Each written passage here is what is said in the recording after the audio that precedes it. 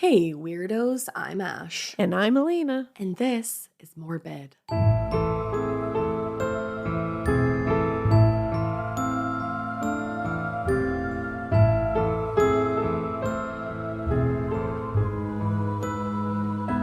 This is Morbid. It's Morbid at Ash's house in the It mornings. It's all different. Remix. Remix. We have some construction happening in my house, so Yeah. luckily we have a second recording location now. Yes. I need to work on getting this like a little more soundproof, but all the soundproofy things that I found, I don't like. Like they're ugly. I don't like the aesthetic of them. The aesthetic. So I have to, I'm going to work on it. Yeah, we just got to get some like bookshelves in here. Yeah, kind of thing. exactly. There's actually going to be some construction going on at my house in like November. So hopefully they're done with your construction. Yeah, we'll be switching back over to the other house. All the construction. Mucho construction. Guys, it's still spooky season. It's still spooky season. We went to our first haunted house of the season. Yes, Which Barrett. It's always Barrett's. You're wearing your sweatpants. I am. I'm wearing my Barrett sweatpants. They're really comfy. Barrett. They're so comfy. Yeah. Barrett's in Abington. It's in Abington, right? I think so, yeah. Yeah. It's like behind the Abington Ale House. It is It's top notch. the best haunted house on the planet, I believe. It really, they tear the shit down every year and rebuild it to completely new. Yeah. And they do a fucking phenomenal job. This year, the theme is gameplay. Oh, And there's all these rooms, like little like gaming areas. yeah, it's just so well done. And I think they spend like months getting these yeah. sets together, and you can tell Yeah, and all the actors, like the makeup they do, it's all like, top the notch. process is just really impressive. So if you're looking for a haunted house in the New England area, That's your guy. Barrett's, man, you gotta go. Yeah, we're gonna do a couple more. Yeah. We were a little lackadaisical this year. We were. Well, we got sidetracked Yeah. with COVID. We got sidetracked with the book tour happening. I know. And now we got to make up for it. We only got do. a couple more weekends. I know. We only have. I guess we have 3 technically. I feel like we never go on Halloween weekend. Yeah, we really don't. I feel like it's too crazy. But maybe we will this year. Maybe we'll change it up. Maybe we'll be crazy. Where are we gonna go? Yeah. I Tell us. also went to a cat show this weekend. You sure did. I took the kids to the cat show. Me, my cousin Drew, and all the kids. I was like, let's go to a fucking cat show. Yeah. And I fought every single urge within my body to not bring home another cat. Because I mean, yeah. like if you have 4 cats, go off. I can't Go off. I can't live a 4-cat life. can't do it. And my cats will not live a 4-cat life. I No. think Franklin would just eat another cat if Yeah. we brought one home. But they had those like Scottish, like smooshy ones. Oh, those are so cute. Yeah, they are. They and are I really think they have a cute. lot of health problems. Oh no, they're like an English bulldog. Yeah, I think they're like interbreeded. So they're Oh. like it's not cool actually. But It's I was not like- cool. You're like, they're super cute, but it's not cool. But I'm like, I want to save you. I know. Yeah. I wanna Exactly. I save was you. waiting for you to pick that up. I just scream in the cat's face. Save me too. Scream a something corporate song into a cat's face. That's Ash energy. Do that today. If you haven't, pour one out for Scottish cats and sing in your own cat's face. I think the something corporate tour just ended, actually. Mm-hmm. So, I just saw that our friend Connor posted and said, we did it. we love Connor. I said, you did fucking do it. You did fucking you do it. did all of it. it. Yeah, You made did our it. lives. Hell yeah. I know. We need to there's things to be done still. Yeah. Blah. There's work to be done. There's work to be done. There's guests to be had. Guests to be booked. Ooh. But we don't want to tell you. No, shut up. No, shut up. Imagine if I was serious. That'd be so sad. I would never tell you guys to shut up. I actually don't like the phrase shut up. You don't? Rude. Yeah. It is a little rude. Sorry if you is. hear my ice for a second. We're all alive and we're drinking iced coffee. I made us. It's actually really funny to see you drinking coffee out of a mason jar. Yeah. Because it's not you. Aesthetically. Aesthetic. Mason jars are kind of my vibe right now. I love this is good iced coffee. Oh, you're welcome. Oh, You're welcome. I do make a pretty good iced coffee. You do. Except I realized this morning that literally all of my creamer was expired. That's true. Luckily, I didn't realize it in the bad way. I said, "Oh, check those dates." And I checked and I said, whoop. Oh, 3 out of 4. You gotta be quick in the than trash. that. Yeah, I know. Well, I think it's still spooky season. I'm pretty sure it is. We'll never really know for sure when these publish. We're never gonna know when episodes are coming. Yeah. Sometimes we look at Mikey and say, what day is this coming? What day is What's going on? where am I? Hello? But, Help. you know, someday we'll know. Well, hopefully it's still spooky because I put a spooky case together. Hopefully it's still spooky season. I think it is. Me and Davio worked on this. Davio. Davio, exactly. This is Latoya Ammons and the Demon House. The Demon House. The Demon House. This is, if it starts to sound familiar to you at all, this is the case that the movie The Deliverance was based off of. It's Glenn Close? Yes. Yeah. It's that one scene that you're all thinking about right now. And if you're not thinking about it, go Google it. If you're not thinking about it, you can't have the internet. Yeah. Like you don't have the internet. You don't have the internet. But yeah. So it all started in January 2014 when a strange article appeared in the Indianapolis Star about Latoya Ammons, an Indiana single mother of 3 who claimed that for more than a year, she and her kids were absolutely besieged by demons in their rented house. Oh, damn. She claimed, among other things, that the house was constantly infested with black flies. So right off the bat, you're haunted. Oh, yeah. The kids were levitated from their beds. Oh, shit. Her 9-year-old son became possessed and walked up a wall backwards. Oh, my. Which, like, you might say, that's silly, that didn't happen. Multiple people saw this happen that were like, I don't know how to explain what happened there. What? And we'll get to that point.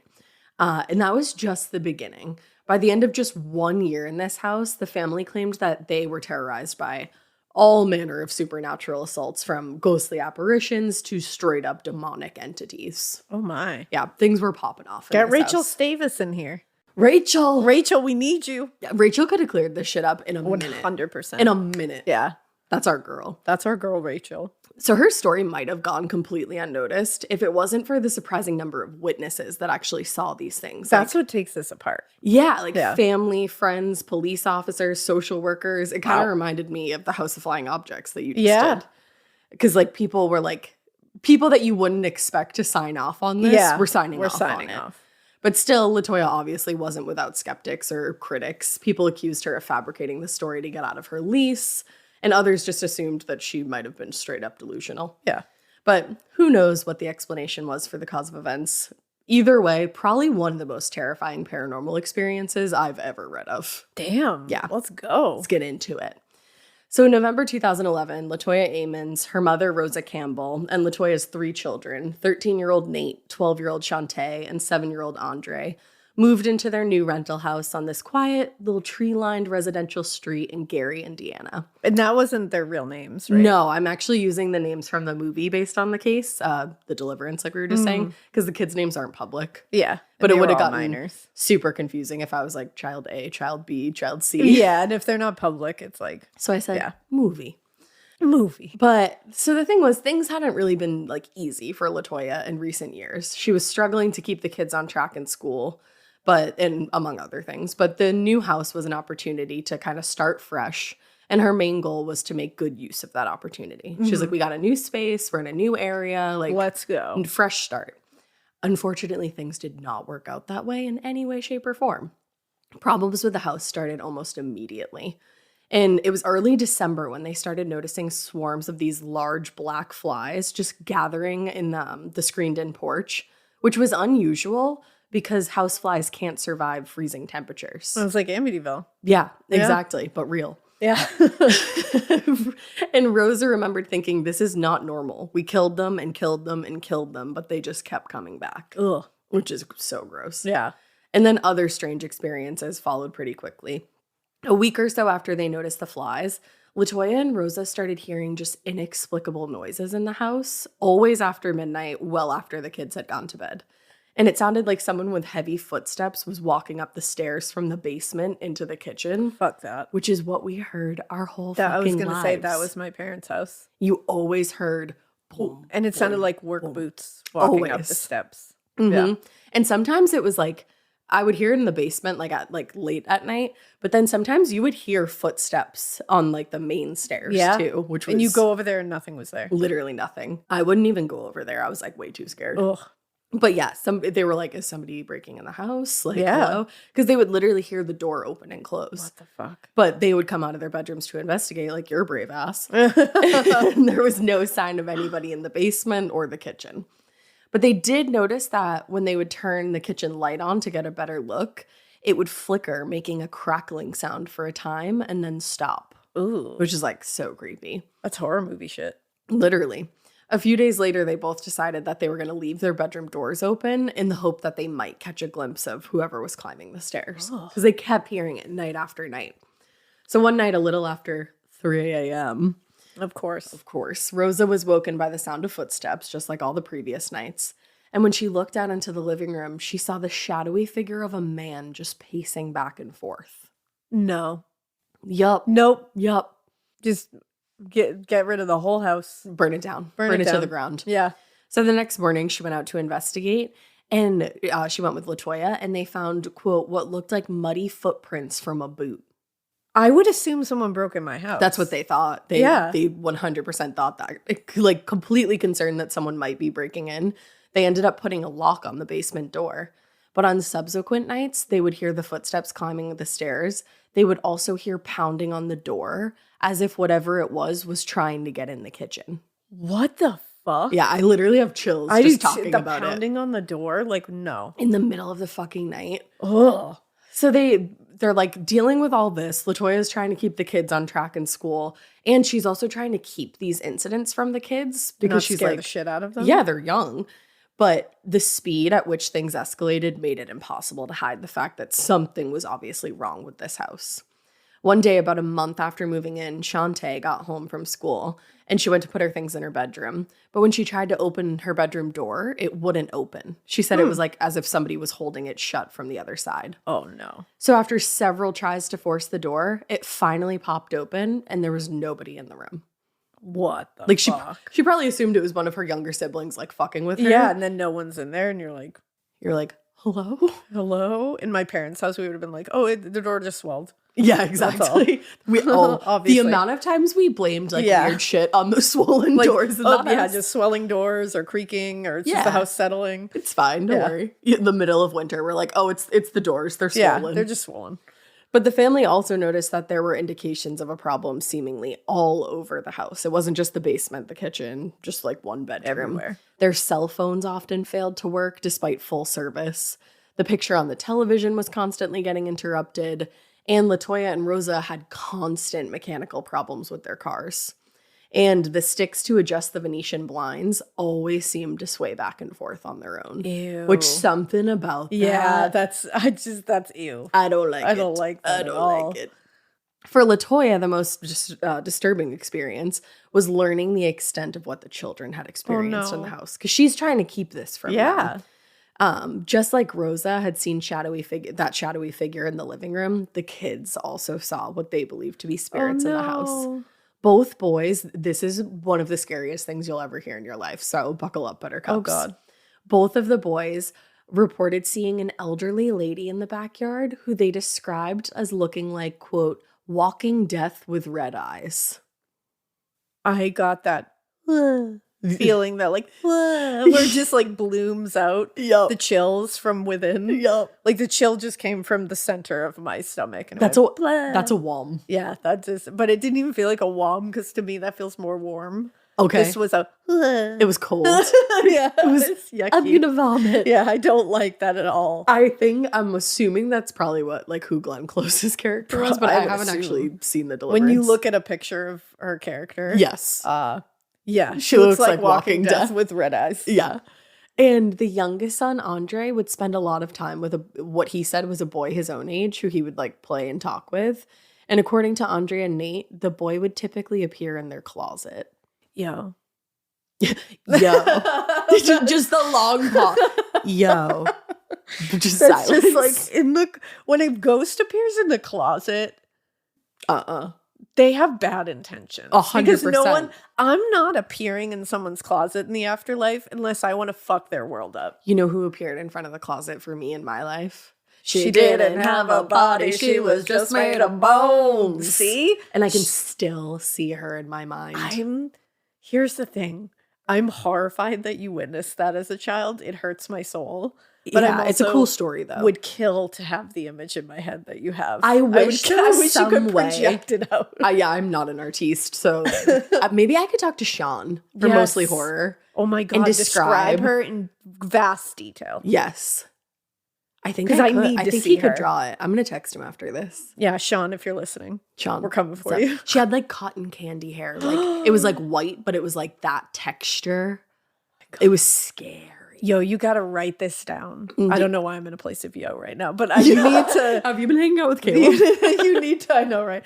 You need to write all these details down so he can make this, because we all need to see the actual vision of this woman. It's so funny because I have so many memories of like nightmares from when I was little that when I was little, I didn't think were nightmares. Like I thought they were real. And then now you're like, were they real? They probably were. I have a lot of them. Like, that's scary. Yeah, it is. But then I'm also like, is it like the trauma? I was going to say, is it trauma? Is it trauma or could be nightmare? Mix. I don't know. Could be a mix of both. I know for a fact that she didn't have a body. She was just made of bones. She was real. Oh, you said that from the time you were little. Yeah. Like that's never changed. I drive by that building and I look up at the window and I'm like, and you're like, she's up there.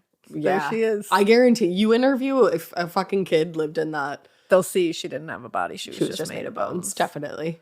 Yeah. 100%. But that's the thing. I'm like, a kid showing up in someone's closet means you mean business. Yeah. Because if I'm in the afterlife and I'm showing up, there are some people in my pocket right now that I will show up in their closet. Oh, and it will be me trying to fuck their whole world up. Absolutely. So I wonder like how that works. Like, how do you decide where you like, do you get to sign in for the day? Like, you're like, today I will be showing up in this person's closet, and you have to like sign in. I kind of so like everybody that knows idea. where you are. Yeah, it's kind of like this person's closet covered. It's like in Beetlejuice, sort of like when they're all like newly deceased. Everyone's hanging out. I think it's something like that. I think so. There's an office for sure. And who?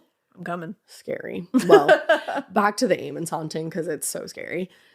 For months, the activity just continued, disrupting everybody's lives. And before long, the paranormal activity started affecting the children physically. Oh, no. They were experiencing, this is like so sad. They were experiencing regular bouts of vomiting, fevers, diarrhea, things that kept them from going to school. Oh, no. Later, Latoya also reported that she would discover blood on their pillowcases frequently, and she believed it was coming from their mouths. Oh my God. Yeah, like something was up. Oh, this is so upsetting. And just like so everybody knows, I believe in this one. Like we kind of like debunked the Amityville horror there. Like it's already been debunked, so we talked about it. This one, I believe. This is scary. It's scary, and just the sheer number of people who witnessed some like the things that Latoya was saying. Well, happened. that's what's really taking me for a ride is like that. This isn't, like the House of Flying Objects where it's like there's one person in the room always. Yeah. And like, you can at least somewhat be like, maybe it's a mixture of things, or it could just be one thing or the other. Who knows? Right. This seems like other people that are in higher positions that would go in as a skeptic because they have the best interest of like the children and everything in mind are seemingly witnessing this, like you're saying. So like have social workers and like police officers. Yeah. So that's interesting. Like literally writing things in their reports of like, this is inexplicable. That's scary. Yeah, it is. And then Rosa, her health started like a noticeable decline. She had 3 different kidney ailments that struck her one right after the other. Oh, geez. And like living in this house. Up until that point, like before then, she had been fine. And then she moves into this house and she starts having all these kidney problems. Kidney shit is bad. Yeah. Whatever was happening in the house had already taken a serious toll on everybody's physical and emotional health, but things just continued to get worse and worse. Oh my God, how? On March 10th, 2012, the family was all up late into the early hours of the morning. They spent the day mourning the loss of a close family friend, unfortunately. And from the living room, Rosa heard Latoya screaming, "Mama, Mama." So she went running to her daughter's bedroom, where she witnessed 12-year-old Shantae levitating several feet above her bed, completely unconscious. What the fuck? She said, "I thought, what's going on? Why is this happening?" And she immediately grabbed her Bible, and the family surrounded Shantae, praying over her until she descended back onto the surface of the bed. What? Moments later, she woke up with no memory of what had happened. She had no idea that had just all happened. Holy shit. And people are like praying loudly around her, and she didn't wake she's up out cold until she like hit the bed and then like woke up a little bit after. According to Latoya, the guests who were staying at the house that night left and refused to ever come back after the incident. Holy shit. Yeah, so other people saw this. And are like, fuck that. And are like, I'm literally never stepping foot in that house again. Oh my God. It turned out that the levitation incident was just the beginning of the physical torment that the family was about to endure. That weekend, Shantae was sitting on the couch in the living room, and she felt something grab her and yank her off the couch, throwing her to the floor.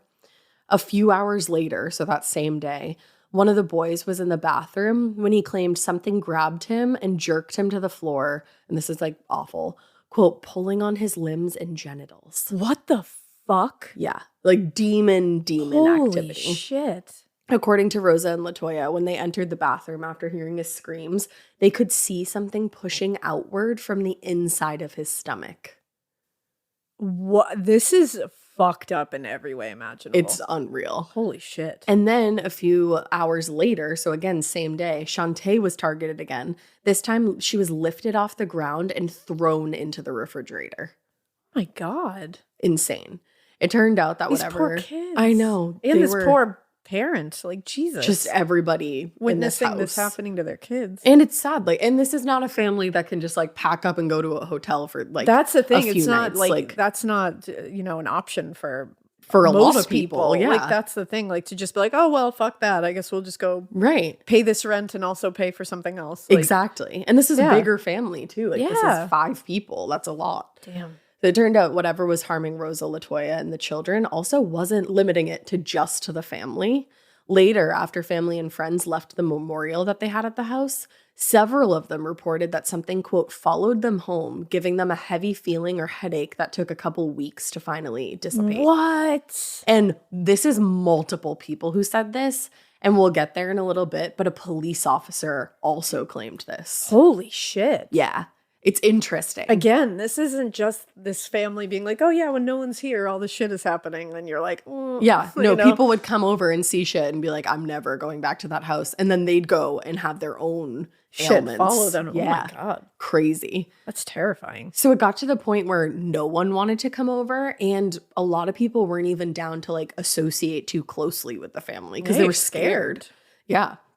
So while Latoya and the kids had already endured various forms of unexplained phenomena and forms of supernatural harassment, I guess you could call it, the incidents that occurred on or around March 10th were much more aggressive than any of the ones before. My God, how? Rosa Campbell told her daughter, we need help. We need to talk to somebody who knows how to deal with it. But neither woman knew precisely what it was. They were pretty convinced, though, that it was supernatural in nature, so they went to the church to try to rid their lives of this. Yeah. Which honestly, I'm not even a believer, and I think if all of this was happening to me, I might find a church. I don't even know, like that's, and especially if you're already religious, then of course, like that's going to be that's where you go. Your outlet. Mm-hmm. So they started with the leadership at the church they attended, but they were pretty disappointed to discover that while the clergy at their church were sympathetic, they didn't really take them very seriously, and that's fucked up. It is fucked up. And they said, like, sorry, we don't know what we can do to help. It's like, these are members of your congregation that are coming to you. And isn't that like the whole point of you? Yeah, you're supposed to offer. In times of need. Yeah. You're supposed to offer your assistance. You would think. And aren't like demons your thing to also, slay? You're passing that donation basket around, I'm sure. Like, come on. This poor family, like this mother with 3 children that she's taking care of by herself, with her mother living with her, you're not going to try to help? No. Like, just come in and do a blessing. That's like, just bless the house. You don't need to do an exorcism. You don't need to do anything crazy. Just come in and say, most churches, like, I think a house blessing is pretty standard. I was going to say, I feel like every paranormal case that we like talk about where the church does get involved, they at least come down and do a blessing. Yeah. A lot of times they're like, I don't know what we can do, but we'll do the blessing. Yeah. It doesn't even sound like they did that. For real. And that reminds me, if you guys haven't read The September House yet by Carissa Orlando, read it. Nice. Especially this spooky season. Yeah. Read it. Okay. It's a real fucking good book. And this made me think about it a little bit. Oh, okay. Yeah. So they were even more disappointed to find out that this was the case with all the other churches in the area. Cool. Like, they went and talked to multiple officials at multiple churches, and All were sorry to hear about what was going on, but they said they weren't in a position to assist with the paranormal. We can't come and just bless your house for you to make you feel better. We can't, and we won't. We can't make you feel better. Sorry. Like, and that's fucked. You believe your whole life in something. Like, and then they don't help you in your time of need. They turn their back on you. And this seems like a fucking demon. And isn't that the whole thing? Like, the whole thing is like, demons suck.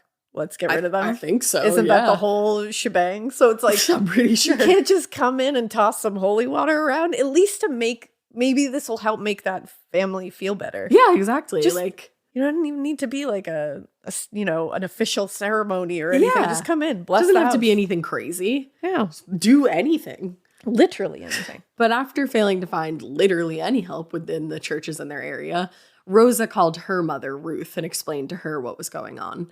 And it just so happened that Ruth had a neighbor who, quote, belonged to a church that dealt with deliverance more than Rosa and Latoya's Baptist church. So the neighbor offered to speak with the pastor at her own church to see what they could do to help. Now, while she waited to hear back from Ruth's neighbor, Latoya and Rosa took the advice of one local church, and they cleaned the house from top to bottom with ammonia. And then they used olive oil to make the sign of the cross on every door and window.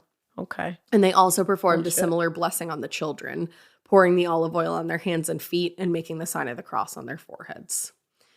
So desperate for any kind of answer, Latoya also reached out to 2 local clairvoyants who informed her that, quote, the family's home was besieged by 200 demons, and the best thing they could do was move. 200 demons? Which, when you hear that, you're like, what the fuck? That's insane. But also, I feel like it kind of makes sense with the level that they're able to assault. Like, it takes a lot of power. Like, even we were talking about energy and the House of Flying Objects, and that sounded like a poltergeist. Like, that takes a lot of energy to build up. Like, it takes, like, weeks and weeks. And it seems like this started happening to them, like, almost immediately. 200 demons. 200 demons. And that these people are like, the only thing you can do is get the fuck out of here. And, like ultimately, pretty much. The explanation of the demonic infestation made sense to Latoya and Rosa because they were both devout Christians, but they were barely scraping by as it was, so moving just wasn't financially feasible at that time. So instead, they set up several altars around the house, draping end tables in white fabric and adorning them with religious icons, statues, Bible passages. And they also took the advice of the local clairvoyants, and they burned sage in each room of the house from top to bottom until the smoke was so thick that it became difficult to breathe. I mean, that's not good. Like, they're desperate. Like, that's not good, everybody. Not good. Also, if you're saging, you're supposed to have the windows open. I was going to say, it's not supposed to, like, build up in there. No, because the whole thing is, like, you're saging something out. So I'm pretty sure, like, the smoke carries it also, out. Like, and again, like I've always said it, like, you practice whatever religion you feel of course. fit. I would never sway you against that or anything like that. But as someone who doesn't practice that religion or a religion, the idea of this like demon infested home and now all these altars are set up. It's gonna piss them off. Well, no, it is so chilling to think of. I'm like, this must have been the scariest setting of just this demonic chaos with all this religious paraphernalia around. Because like religious horror, I was to me, just going to say, is the scariest. Like, because it just the it layers ups the ante. It just brings a different vibe to it. I love it. Like it really brings it to a place. Yeah. And this to me is like, but to think that this is real life, like, because I'm like, this is religious horror right here, like setting up all the altars and shit. But then I'm like, oh my God, this was someone's existence. Yeah. And like 3 children. And like, that's so scary. And imagine just like going to sleep for the night. Yeah. Just like wrapping up the day in that house. That's what's going on in that house, how it's all set up now. And you're at your like most vulnerable. And they're all just desperate as hell. And it's like, I would be living at my friends' houses at that point. Yeah. I'd be couch surfing. Yeah, seriously. But it's like, again. But your friends have distanced themselves because they're scared that they're going to have things attached to them. And there's 5 people here. Like, you can't just show up on somebody's doorstep with 5 family. People. Like, most people don't have friends that are like, yeah, all 5 of you can stay indefinitely. You know? So, to Latoya's surprise, the rituals performed around the house actually seemed like they worked. For 3 days, things in the Ammons house were finally peaceful. No incidents, no activity. But the peace they experienced in the wake of the cleansing did not last long. After 3 days, the assault on the family worsened considerably. So I think it like pissed them off. Yeah. The demons. According to Latoya, the demons. You're like, I'm speaking of the demons. The demons. According to Latoya, she and each of her children experienced demonic possession. She said the kids' eyes bulged, evil smiles crossed their faces, and their voices would deepen every time it happened. No. Yeah.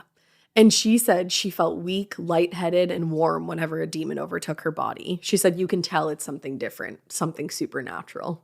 I hate this. Soon after, Andre took to spending his afternoons sitting in the closet with the ghost boy, who often told him what it was like to be murdered. Oh my God. I have chills that just will not evacuate. I like literally, I'm like, what? Like the fuck? Yeah. Like my littlest had Skeleton that you all know about him. But Skeleton was just sitting there being like, I got a family. Yeah. And I'm going to go visit my family. He said, I'm going to leave. And he never came back. And he just left. And that's great. And he like never scared anybody, never said like, hey, I was murdered. He just hung out. Yeah. You know? This little boy. If she told me like he was telling me what it's like to be murdered. No. I don't know what I'd do. No. Like I say, I'm like, oh, I would do. No, I don't know what I would do. I think I'd just start crying. Yeah. For a long time. That is such an upsetting thing to think about. Start crying and never stop. Yeah. Oh my God. And eventually the entity started moving from one child to another so quickly that Latoya and Rosa wouldn't have time to react before it moved from one to the other. Ugh. Like if she was trying to get 3 kids in the car, she said one would run to the car and start kicking it. One would be restraining the other, and the other would be thrown to the grass. Then one would start cussing or saying it's time to kill. Doing some sort of demonic chant, or one would stop and the other would pick up just where the other left off. What the fuck? Like, no. And she's just trying to like get them in the car to go somewhere for the day. No. No. No. No. No. No. You know how hard it is to get 3 kids in the car sans possession? Yes. Like that, yes, I they do. Essentially are possessed. Yeah. Like no matter what. And then you add demonic in a constant possession. State of needing an exorcism, trying to get them into the car. Yes. And then to add actual possession into it? No. No. No, thank you. Mm-mm. Holy shit. And then when the entity would leave them, they would just immediately fall asleep. Like they were exhausted. Oh, that's so upsetting. It is sad, yeah. So by early April, the kids are missing school on a regular basis, and the administrators actually became concerned about their well-being. So out of options and with literally no help coming from the church, Latoya took the kids to their primary care physician in the hope that he might know what to do. Yeah. Which I think to me proves how desperate she is. Yeah, She's going to the kid's doctor. The doctor, Dr. Jeffrey Onyaku, I believe it is, said 20 years and I've never heard anything like that in my life. I was scared myself when I walked into the room. Wow. So like it was visible what they were going through. A reporter for the Indianapolis Star was given access to the doctor's clinical notes from the visit. And he describes, quote, delusions of ghosts in the home and, quote, hallucinations among the children, and describes all of them as delusional. I mean, which he's looking at it from a point of view of like, I can't just sit here and be like, yeah, you have ghosts. Yeah, they're demons. possessed. I'm sure that's what's happening. He's seeing these kids going through it. He's thinking child abuse. Exactly. And that's got to be his first concern. It was. Of course. Unfortunately. Like you can understand, and I understand that this was probably fucking horrifying from both sides, you know, like. But you can understand the doctor's that point he's of view. he's thinking of these kids and.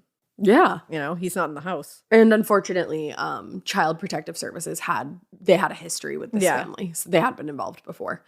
So the doctor's notes are clear that he believed them to be a family experiencing a mental health crisis. The statements from medical staff so he thinks that.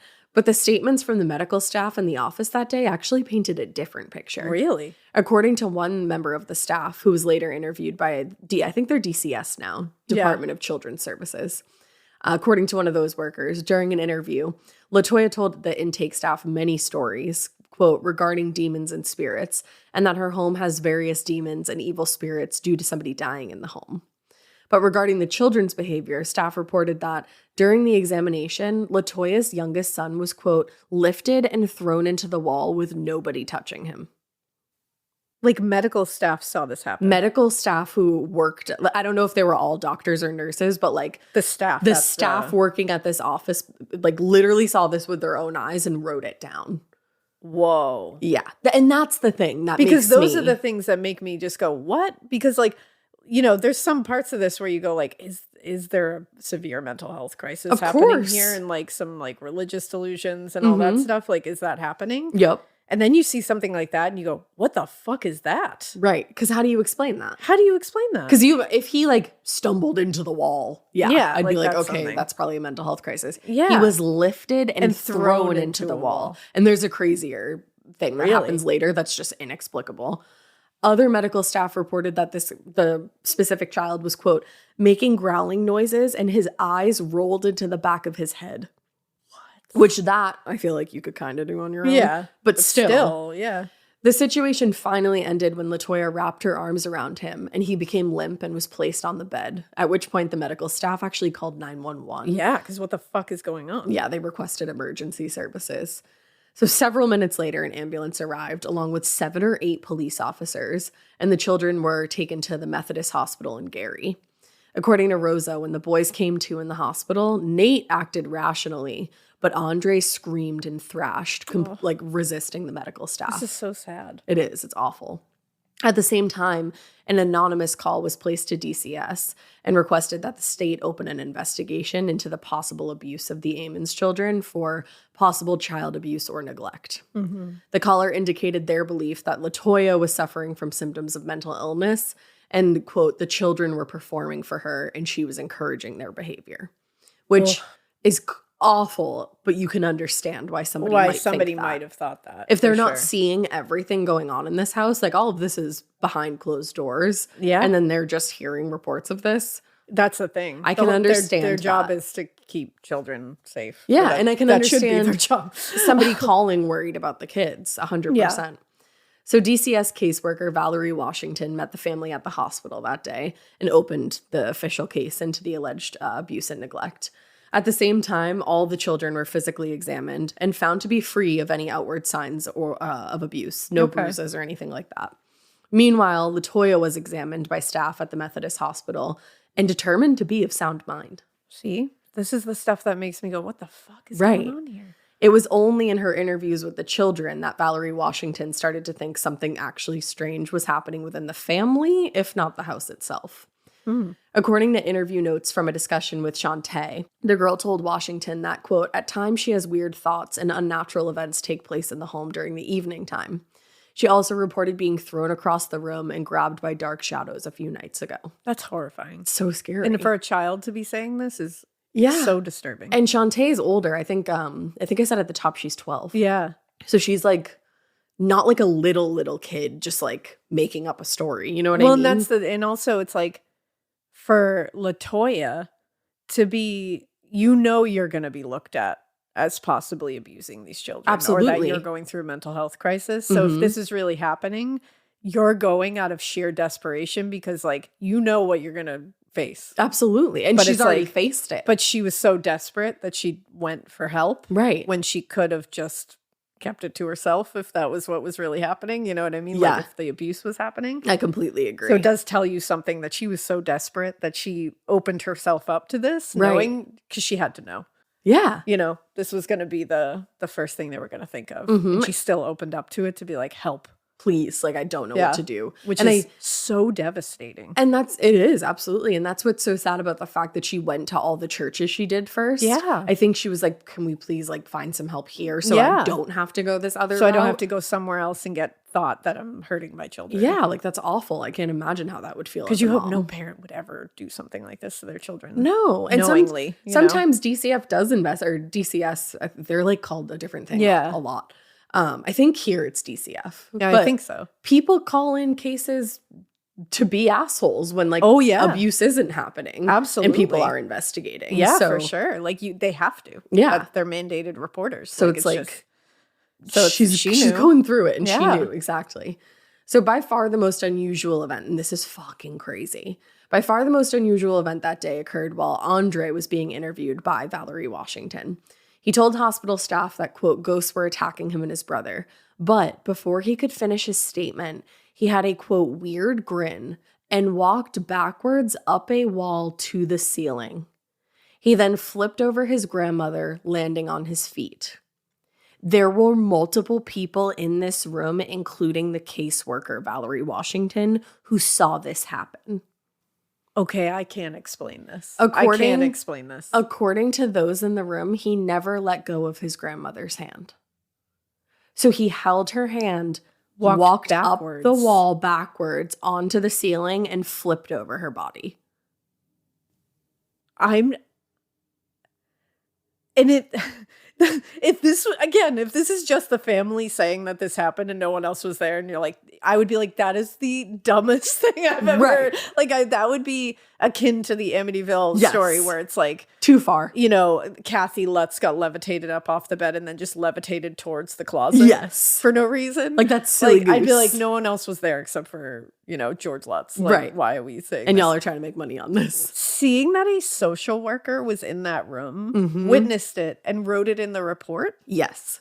Which puts their own job in danger because it makes them look a little kooky. And there was medical staff in the room who were like, what the fuck? Yeah, no one else, and people aren't going to be putting their whole fucking careers on the line here to keep up with some hoax for no reason. And even like police officers were involved at this point. Later in an interview with the police, officers asked maybe if the boy had run up the wall or performed some kind of like acrobatic move. Because you got it. You're like, they were like, yeah. But everybody in the room insisted, no, he walked up the wall backwards and flipped over. One of the nurses at the hospital said he walked up the wall, flipped over, and stood there. There's no way he could have done that. And when this happened, both Valerie Washington, the caseworker, and the nurse who was attending to these children ran out of the room in fear. Like, ran out of the fucking hospital room. There's 200 demons in this house. Like, I'm 100. That's the thing. There's a lot of demons. Like, it's happening. So when Washington and the nurse, they literally ran out of the room terrified and grabbed a doctor and was like, I don't know what the fuck's going on. This boy just walked on the ceiling. Yes. Like, backwards. Let's fix this. So they reported to the attending physician what everybody had just seen. And the doctor was like, yeah, fuck off. That didn't happen. Because, like, how do you reconcile? I would say the same thing. He's a man of science. Like, this man is being like, there's no fucking conceivable way. Like, I'm going to fire both of you. Like, how could you? He's like, one of you doesn't even work here and you're fired. You're fired. He told the nurse, okay, so if Andre walked up the wall backwards, then he'll do it again. But he was not only unable to repeat the move, he had no memory of what even happened the first time. He told the doctor, I didn't walk up a wall. I can't walk up a wall. What the fuck? And when he tried, he was unable to get his footing or balance. Because, like, who can walk up a... It's one thing to, like, it would even be shocking if, like, he ran up the wall and onto the ceiling and down. Like, that's an acrobatic move of, like, someone show me how to do that. Yeah, show me to be Rachel. But to walk backwards slowly up the wall and onto the ceiling where gravity makes that impossible? Yup. Like, and he's 9 years old. Yeah, that's the thing. Like, I'm pretty sure I said at the beginning he was 9 years old. I'm trying to keep everybody's ages in check. Like, holy shit. But he's a bebe. He's a bebe. That would be like one of the girls just walking up the fucking wall on the ceiling. Yeah. Like, that's just... Let me know if they do that anytime soon. It's the ceiling that gets me. The fact that he walked all the way up the wall and onto the ceiling and then flipped back down. Yeah. Like, gravity. Hello? My friends. Yeah. But... despite having witnessed the wall walking and generally believing the story of demonic possession, the nurse still admitted that the children's behavior was likely due at least in part to mental illness. She was like, something's afoot here, but I also think mental illness is playing into this. Them to mad. This. Like, whatever is happening in this house might be literally making them mad. Absolutely. So that night, Latoya spent the night in the hospital with her youngest son while her mom returned home with the other children. The next day was Andre's birthday, and he's in the hospital, like, going through this. So Rosa and the children came back to the hospital to celebrate.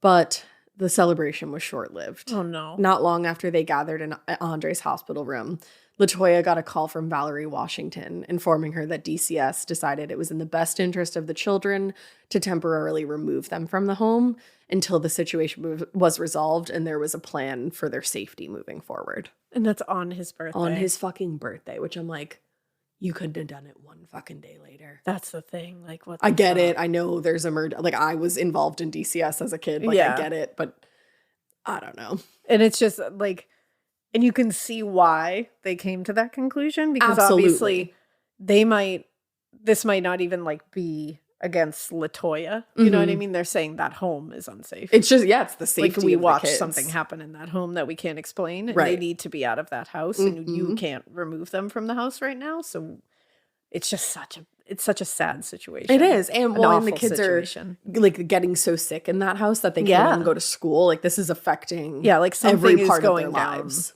Yeah. And right. But my goodness. But to be separated as a family, like it's just so And on sad. your child's birthday. On your your baby's birthday. And he's in the hospital. One has to spend his birthday in the hospital, and 2, he gets moved to like a foster home on his birthday. That's Latoya fucked. must have just been beside herself. So Latoya later told a reporter, "It was obvious we were a team and we were beating it. Whatever it was, we made it through together as a team, and they separated us." Oh, that like breaks my heart. Yeah, she was like, that like really that's breaks a mom. my heart. That's a mom. That's a single mama right there being like, this family is a fucking team. Yeah. Makes me want to cry. Oh, like that like breaks my heart. It really does. Anything hearing about like DCS and foster care and stuff and like it's traumatic. Like, families having to be separated, just like it's such a sad and obviously thing that has to happen. It's necessary. Like some kids in many cases it's the best thing that can happen.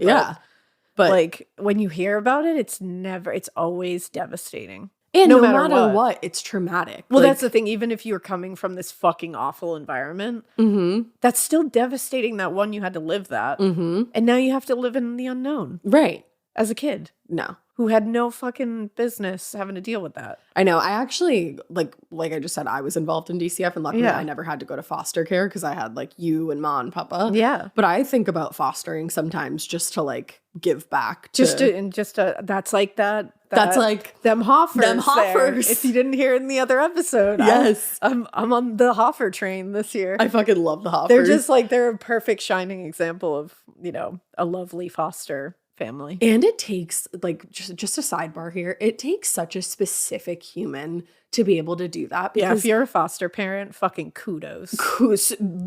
Billions and billions of kudos, because they will get like a newborn in the middle of the night, and then you bond with that baby, and then sometimes, and you know what they're coming from, and sometimes you have to give that baby back. And obviously the goal most of the time is for DCF is to reunite. That's the main parent, goal. Which in my opinion shouldn't always be the goal.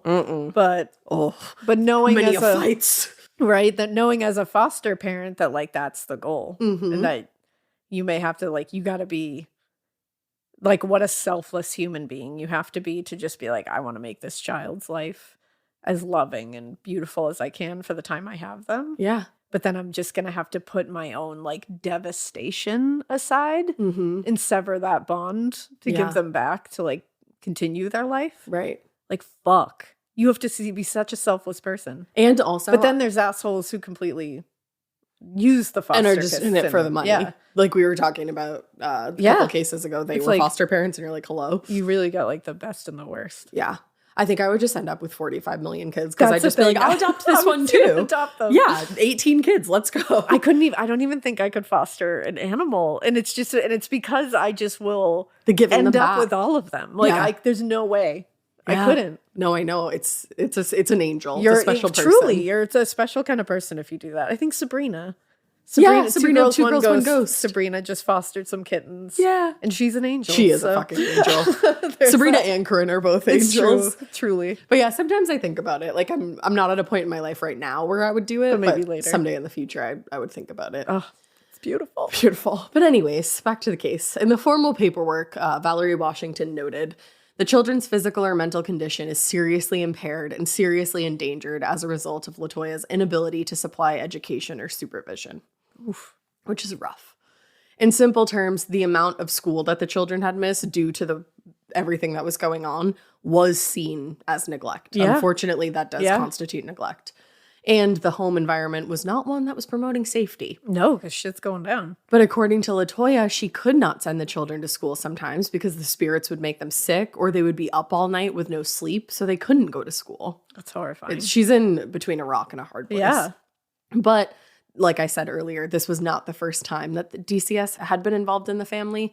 In 2009, a caseworker was assigned for the same reason, but at that point, there was no mention of spirits or demons. It was or just anything. The kids not going to school. Not going to school and not having enough supervision, which also, she's a single mother. I'm sure she's working multiple jobs. Yeah. Like, it's a tough position to be in, you know? But anyway, About a week after the children had been removed, Valerie Washington conducted a home visit to Latoya's house, accompanied by 3 police officers, 2 of whom just joined out of, quote, professional curiosity. I honestly couldn't blame them on that, because you're like, what is going on here? Yeah, I'm pretty sure this is like a smaller town. Yeah. You know?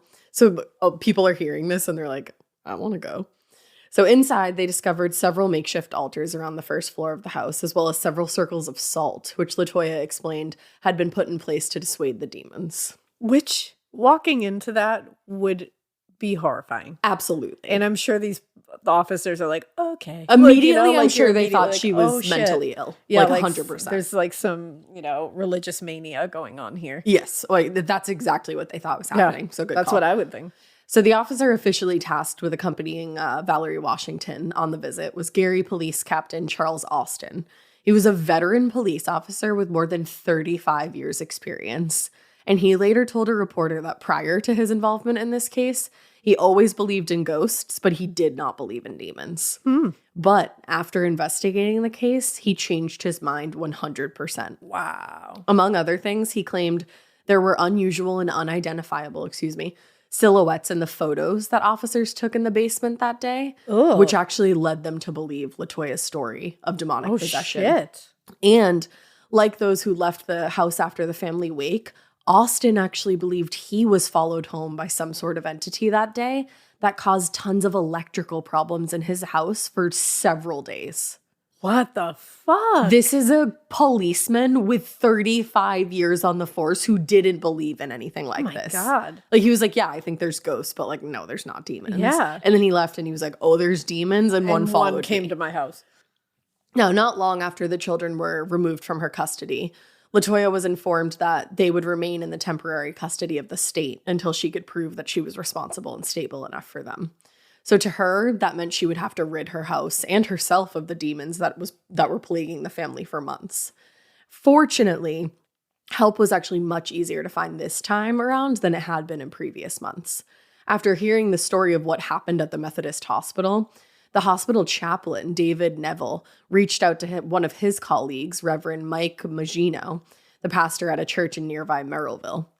Unlike many of the other clergy in the area, Magino was actually a true believer in demons and did have some knowledge of exorcism. Oh, we found one. We found one. We will always find one. Yeah, you got to find one. But he informed Neville that before he could do anything, he would have to speak with the family. And then if it was warranted, he would have to get permission from the bishop to perform the rite of the exorcism. That's such an interesting... That interests me so much. Me too. Because I always thought exorcisms were one of those things where it was like a priest was like, here I come, I'm coming to do an exorcism. And it was just like, yep. The fact that there's like, they have to go through like groundwork. special permissions and like, it's like you have to be like approved to perform this rite and everything. It's very interesting. Yeah, you have to like jump through hoops. Yeah. And it's interesting that I feel like a lot of the cases that we cover, the priest is so insistent on getting the bishop's permission. Like, they're like, I'm not fucking around without his permission. Exactly. And then you have Ed and Lorraine who are always calling the archdiocese. It's crazy. Always. And always getting permission somehow. Always getting permission, but then the archdiocese, they forget. They're like, no permission. Yeah, they quickly get one of those Men in Black, like, mind eraser things. Yeah. And they're like, we didn't do that. We didn't do that. And Ed and Lorraine are like, they did it. They did. Don't worry about totally. Shut up. They lie. So in late April, Magino met with Latoya and Rosa at their new rental apartment in Gary, where they gave him the lowdown on everything that happened in the previous months. Everything they told him was compelling, but he asked for permission to review any additional material, including any law enforcement or hospital footage or documentation, and they agreed to provide it. But it wasn't until he accompanied Latoya and 2 Gary officers back into the home that his belief in Latoya's case was absolutely cemented. According to the Reverend, when Latoya entered the house for the first time since my interview with her, oil seemed to condense and drip onto the steps from the crosses she made above. Oh. It also appeared all over the blinds in her bedroom. Yet, the fuck? When he reviewed the police footage from the walkthrough later that afternoon, there was no traces of oil or any other unexplained phenomena that actually occurred like when he was visiting. What? Strange. Despite what he believed was compelling evidence of demonic possession, the bishop, Dale Melschek, I think, denied his initial request for permission to perform an exorcism. The archbishop said, nah. Denied. He did, however, suggest that Magino contact other priests in the area and ask them for training in the rite of a minor exorcism. Oh, bitch. I didn't know there was different levels of exorcism. There are. And now I'm so interested. I think it'd be fun to kind of talk about on an episode. Yes. And like dive into the different levels. Because I didn't know all this. I didn't either. So you can do a minor exorcism and that does not require the church's approval. Those are the ones I'm thinking about where they just run on in and perform an exorcism. Loophole. In the case of a minor exorcism, a clergy member will use prayer and religious symbols and other statements to drive out any negative entities that might be, in the home or space. So after making some phone calls, the Reverend did locate a priest who was willing to provide the information necessary. And about a week later, Maginot was back at Latoya's former house, this time to drive out whatever had been tormenting the family. So in addition to himself and Latoya, the exorcism was attended by Virginia Washington. The caseworker? The caseworker. And Officer Samantha Illick, I think it is, from the Gary Police Department. And another unnamed officer. Samantha had been at the previous walkthrough and was actually somewhat skeptical of Latoya's claims, but was willing to give her the benefit of the doubt. She was like, I want to see this. I want to see this shit. And she's like, my captain there has become a believer. Yeah, maybe I will. After leaving the house that afternoon, she said she was fully convinced something evil was in that house. Damn. She said, we felt like someone was in the room with you, like someone breathing down your neck. Oh, I hate that. Yeah. So as Maginot prayed throughout each room of the house, he instructed Latoya to look up the names of the demons that could possibly be inhabiting the house. But each time she tried to do so, the computer would shut down without explanation. That's why you need an ancient tome. Of course. No, to stop using technology. Nope, you need ancient tomes. You need ancient, dusty-ass tomes. Has anyone watched Buffy? You're flipping through. Yeah. And it makes that sound. And you find your spot. And you find the daemon. It's true. That's what it is. But the deeper she dug for the right name, the sicker and more lightheaded she got, making the process so arduous and just completely unpleasant. Ugh. So finally, they discovered the demons inhabiting the home were Beelzebub, the Lord of the Flies. Beelzebub, thank you. The Lord of the Flies, and, quote, other high-ranking demons, including lieutenants and sergeants, that torture and hurt kids. I didn't know those were things. I did not know there were lieutenants didn't know they had sergeants. Rankings among the daemons. It's a whole community. I had no idea. Yeah, I didn't It's very either. militaristic. It is. I don't like that. I'm not into it. The fact that Beelzebub is there, like, damn. Yeah. Don't say it too many times in my house, please. Like, you're just like, you got like the... You got the demon. Yeah, like, I'm quite frankly Palo Santoing the room after this. Yeah, as you should. Yeah, with the windows open. Palo Santo me too, please, before I leave. Oh, I will. Whenever we talk about demons, I think we should start Palo Santoing because I do think some weird energy is building up in the pod lab, and we're in my house right now, and that shit's not welcome. Yeah, it's not happening. Thank you. So the prayer and ritual went on for several hours, during which time Latoya was becoming more weak, more exhausted, excuse me. She later said, I was hurting all over from the inside out. I'm trying to do my best and be strong. But eventually she fell asleep, which she said was, quote, the demon's way of lessening the ritual's effect. Like, knocked her out, essentially. Yeah. Ultimately, Maginot performed Maginot. I keep going to say, like, making it fancier. I love it. Maginot performed 3 exorcisms between May and June, during which time Latoya and Rosa actually had moved to Indianapolis, but they drove back to Gary for each ritual. Because I think, I don't know if she was paying rent on this house and her next house, but she's trying to get her kids back. Yeah. You can tell. But finally, at the last exorcism in June, Maginot changed tactics and, quote, berated the demons in Latin rather than English, which he claimed was the key to successfully driving them out. And at hearing the Latin words in scripture, Latoya started to convulse and then went slack and seemed to be asleep. He said a prayer of thanks over her sleeping body, and when she woke up, she and Rosa went back to Indianapolis, where they claim they have not experienced any demonic activity since. So in Cabin in the Woods, when he says, do not read the Latin. He's wrong. Apparently you read the Latin. I think you can only read the Latin if you know the Latin and what you're saying. Yeah, you don't want to just read willy-nilly Latin. If we tell you one thing, if you take one thing away from this episode, never read Latin willy-nilly. Yeah, don't just willy-nilly. No, you got to know about the Latin. Yeah. But in November 2012, roughly 1 year after this whole ordeal began, Latoya did regain custody of all 3 children, and her entire family started participating in home-based therapy services. Good. According to one report filed with DCS, they, quote, have not experienced any issues with demonic presences or spirits in the home in Indianapolis and are moving on from that point in their lives. Damn. The report goes on to say, the family continues to attend church regularly on Sunday, but the family is no longer fixated solely on religion to explain or cope with the children's behavior issues. Whoa. So I think DCF definitely was like, there's too much reliance on religion going on here to a point where it's dangerous. Bordering on religious mania. Yes, exactly. Yeah. In 2014, a long-form article in the Indianapolis Star about the family's experience generated an unexpectedly large amount of national attention and thrust the family right back into the spotlight. Latoya said, I figured that I'd get an uproar from my hometown, but I never imagined that it would go viral. Just 4 days later, Zach Bagans of Ghost Adventures. Who? Zach Bagans. Oh, a man named Zach Bagans? I don't know if you've heard of him. Yeah. He bought the house from the owner for $35,000 and subsequently made a television documentary about the house, which I will be watching today. I will be watching that later. Yep. He referred to it as the next Amityville. Wow. And I added, but real. I was just going to say, I don't know if you want to throw that one on there. Yeah, I'm like, don't do that. Because you're like, the next hoax. Yeah, exactly. That's not good. Now, I believe in this one a lot more. I definitely, like, I'll be honest, I think there were probably parts of this that got dramatized. How do you say that? Dramatized? Yeah. Dramatized. I would say dramatized. I feel like that's Can you say Is both? that a word too? Dramatized? Dramatized?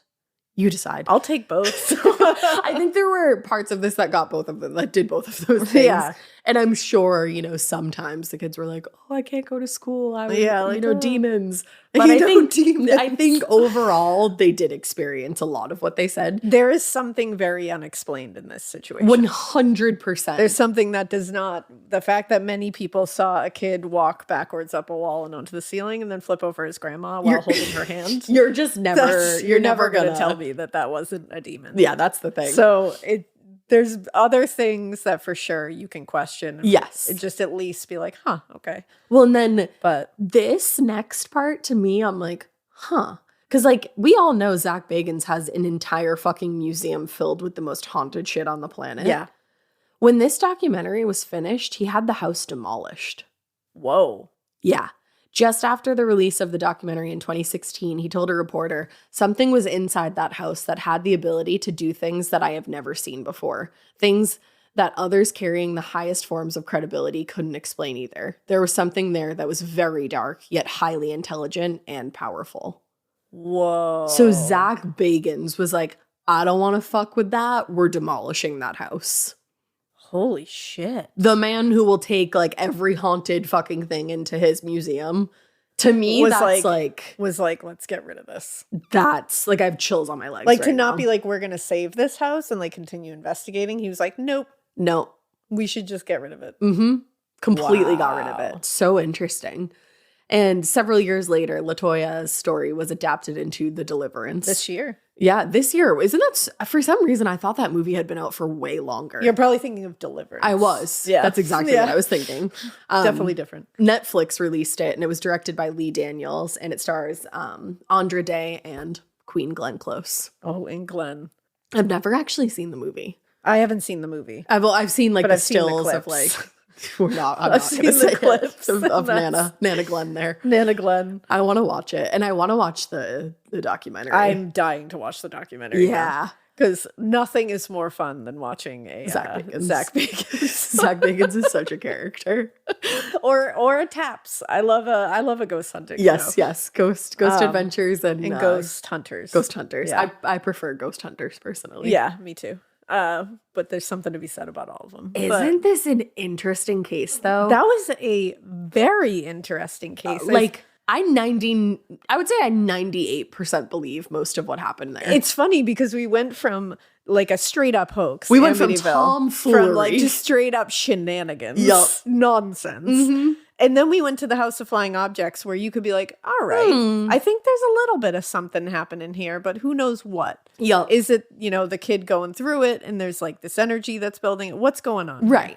But you think there's, like, a little bit of each. And then you go to this one and you go, a kid walked up a wall and onto the ceiling and flipped over his grandma in front of a whole fucking room of people. Yeah. Like, and, that's like, a different DCF caseworkers were writing things in their reports where they were like, yeah, some parts of this are inexplicable. Yeah. Nurses were like, yeah, we didn't even mean to do that either. Like put them in that order. I know. That they like went into like nonsense to like maybe this might be real kind of thing. It was a nice way to top off spooky season. I don't know if this is the last spooky season episode or not. I have no idea. We have a fun guest coming up that's a little bit spooky. Yeah. But he's also just like a fun guest to have. Yeah, he's just a wonderful human being. Yeah, he's lovely. We're going to be recording that tomorrow, so it might be the next episode after this. Yeah, and then we have our fun Halloween episode. Oh, actually, I think that's the episode after this. There you go. So I don't really know, to be honest. But you know what? Halloween. Oh, the episode is fun. I'm so excited. You're gonna get a little nifty gifty along with it. So look out for that. Yeah. And fun excited. Subsequent gifts to come. Yeah, because we're excited about this one thing. Not really gifts. Yeah, I shouldn't say gift. Like you're not going to hold a gift in your hand. No. A fun thing that we never do. Yeah, exactly. But we might do more of soon. Yeah. So yeah, look forward to that. And we hope you keep listening. And we hope you keep it weird. But not so weird that you walk up a wall backwards and flip over your grandma after walking on the ceiling. My grandma.